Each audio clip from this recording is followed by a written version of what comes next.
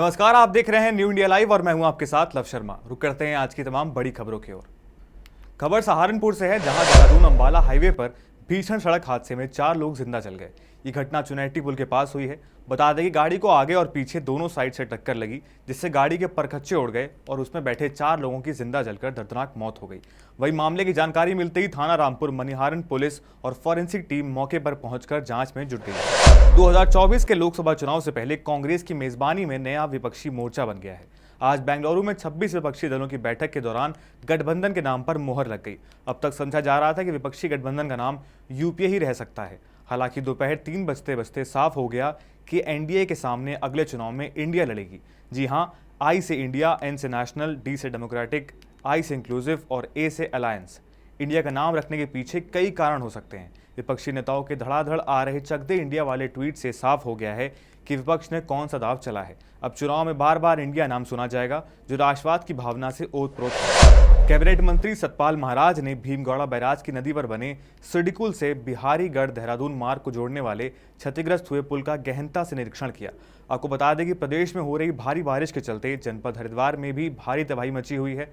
शहर से लेकर देहात तक बारिश के कारण काफी नुकसान हुआ है और क्षेत्र के सभी नदियां भी उफान पर हैं। साथ ही भारी बारिश के चलते सिडकुल अनेकी में रो नदी पर बना पुल भी क्षतिग्रस्त हो जाने से आवाजाही बिल्कुल बंद हो गई है, जिससे स्थानीय लोगों को काफी दिक्कतों का सामना करना पड़ रहा है।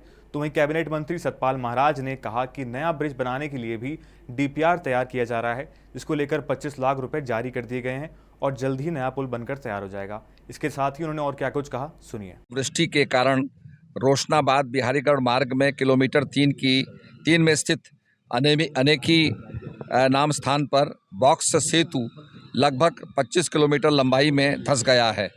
सेतु को यातायात हेतु बंद कर दिया गया है और अभी मैंने जो है हमारे पीडब्ल्यूडी सचिव से बात की तो 25 लाख इसमें रिलीज कर रहे हैं। राजधानी दिल्ली के रानीबाग थाना इलाके में एक ज्वेलर से हुई लूटपाट के मामले में जिला पुलिस को बड़ी सफलता हाथ लगी है। पुलिस ने इस मामले में एक आरोपी को गिरफ्तार कर लिया है, जो पूरे लूटकांड का मास्टरमाइंड था। दरअसल आपको बता दें कि बाहरी दिल्ली के रानीबाग में बीते 10 जुलाई को लुधियाना के एक ज्वेलर से फर्जी सीजीएसटी अधिकारी बनकर कुछ लोगों ने 10 किलो सोना लूट लिया। मामले की गंभीरता को देखते हुए जांच शुरू की गई और स्पेशल स्टाफ की एक समर्पित टीम का गठन किया गया। टीम ने मामले की सभी पहलुओं की जांच के करीब 100 सीसीटीवी कैमरे चेक किए। साथ ही टेक्निकल सर्विलांस के आधार पर आरोपियों की पहचान की गई। पुलिस ने लगातार निगरानी के बाद आरोपी को पंजाब से गिरफ्तार किया है। पुलिस के मुताबिक वह ज्वेलर के कर्मचारी राजन को 2 साल से जानता था। उसने राजन के साथ मिलकर एक साजिश रची और कुछ अन्य व्यक्तियों के साथ मिलकर लूट की वारदात को अंजाम दिया। फिलहाल पुलिस अब वारदात में शामिल अन्य लोगों की गिरफ्तारी के लिए जगह जगह दबिश दे रही है। राजन बाबा इनका एम्प्लॉय था और ट्रांजैक्शंस में जैसे दिल्ली आना हो, गोल्ड लेके जाना हो और भी कई तरह के काम जो भी एम्प्लॉय के होते हैं वो बिजनेस रिलेटेड। छत्तीसगढ़ में इन दोनों फर्जी जाति का मामला तूल पकड़ चुका है, जिसे लेकर SC/ST युवाओं सड़कों पर आ गए हैं और नग्न प्रदर्शन कर रहे हैं। ये प्रदर्शन फर्जी जाति प्रमाण पत्र मामले को लेकर किया जा रहा है। प्रदर्शनकारी युवा नग्न होकर विधानसभा तक मार्च निकाल रहे हैं और फर्जी जाति प्रमाण पत्र मामले में सख्त कार्रवाई की मांग कर रहे हैं। पुलिस ने पहले ही युवाओं को चेतावनी दे दी थी और रात भर पुलिस धरपकड़ भी की, लेकिन इसके बावजूद युवा प्रदर्शन करने में सफल हुए। तब विधानसभा के पास इन्हें हिरासत में लिया गया। बता दें कि छत्तीसगढ़ के अलग राज्य बनने के बाद से राज्य के विभिन्न विभागों की शिकायतें प्राप्त हो रही हैं। गैर आरक्षित वर्ग के लोग आरक्षित वर्ग के कोटे का शासकीय नौकरी एवं राजनीतिक क्षेत्रों में अनुचित तरह से फायदा ले रहे हैं। इस मामले की गंभीरता को मद्देनजर राज्य सरकार ने उच्च स्तरीय जाति छानबीन समिति गठित की थी, जिसके रिपोर्ट के आधार पर सामान्य प्रशासन विभाग ने फर्जी जाति प्रमाण पत्र के सहारे नौकरी कर रहे अधिकारियों और कर्मचारियों को महत्वपूर्ण पदों से फौरन हटा दिया था। उन्हें बर्खास्त करने के आदेश जारी कर दिए थे।